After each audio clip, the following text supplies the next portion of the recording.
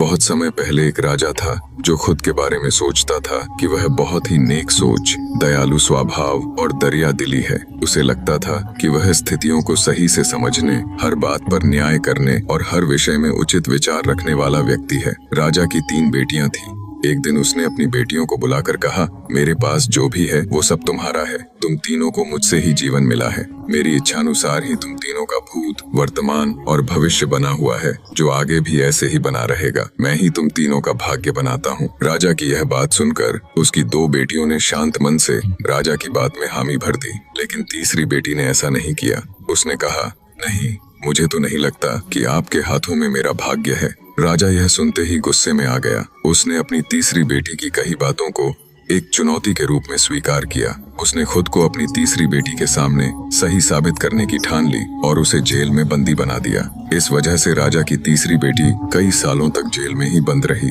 राजा और उसकी बाकी की बेटियां राजसी जीवन जीते रहे। राजा मन ही मन सोचता है कि यह मेरा ही हुक्म है, जो मेरी जिद्दी बेटी जेल में कैद है। लोगों को भी यही लग रहा होगा कि राजा का ही हुक्म है जो उसकी बेटी को ऐसा भाग्य मिला है।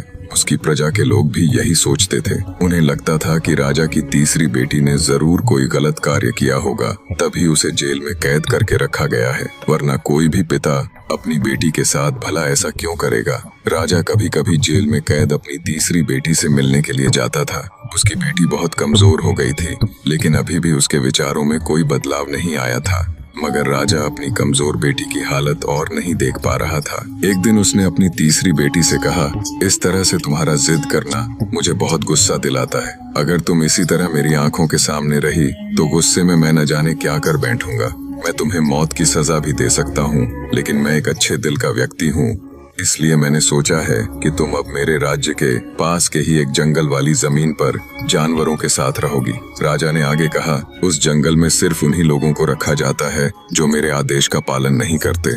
तुमने भी अपनी जिद की वजह से मेरी बात नहीं मानी, इसलिए तुम भी अब वहाँ मौजूद लोगों के साथ अपना पूरा जीवन काटोगी। इसके बाद तीसरी बेटी को उस जंगल की जमीन पर रहने के लिए भेज दिया गया। वहाँ पर वह फल और सब्जियां खाने और एक गुफा में रहने लगी। उसके पास पीने के लिए झरने का पानी और ठंड से बचने के लिए सिर्फ सूर्य की धूप का ही सहारा था। वहां की खुली हवा में रहते हुए और फल फूल खाते खाते वो जल्द ही पूरी तरह से स्वस्थ हो गई। उसने वहां पर खेती करना भी शुरू कर दिया। गुफा को उसने घर की तरह सजा लिया था और खुशी खुशी वहीं रहती थी। एक दिन वहां पर एक भटकता हुआ राहगीर आ पहुंचा। उसे देखते ही देखते राजा की तीसरी बेटी से प्रेम हो गया और दोनों खुशी खुशी वहीं रहने लगे। उस जंगल में उन दोनों के अलावा और भी कई लोग रहते थे, जिनकी मदद से उन्होंने उस जंगल को एक शहर के रूप में बदल दिया। कुछ ही सालों में राजा की तीसरी बेटी और वो राहगीर उस शहर के राजा रानी बन गए। अब उनके शहर की चर्चा दूर दूर तक होने लगी। जैसे ही इसकी जानकारी राजा को मिली, वह उस जंगल में सब कुछ देखने के लिए पहुंच गया।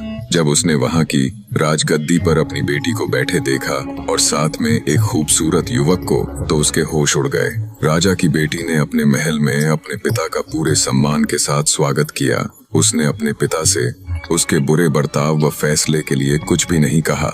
जैसे ही राजा वहां बैठा तो उसे एक आवाज सुनाई देने लगी जो कह रही थी कि हर इंसान स्वयं ही अपना भाग्य बनाता है, कोई अन्य इंसान किसी और का भाग्य नहीं बना सकता। इसके बाद राजा को खुद ही अपने किए पर पछतावा होने लगा और उसने अपनी सभी बेटियों को अपने भाग्य से आजाद कर दिया।